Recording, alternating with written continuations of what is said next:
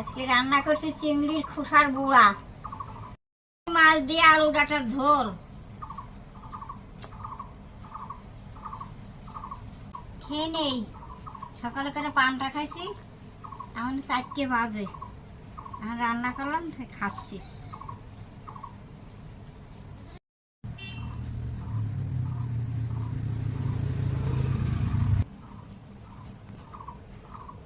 তরকারিটা ভালোই।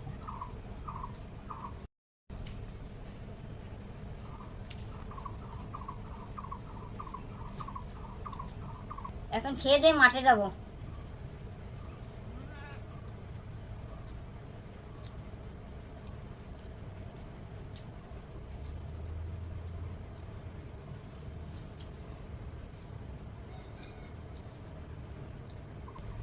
ভিডিওগুলো দেখবা, দেখে লাইক কমেন্ট করে দেবা।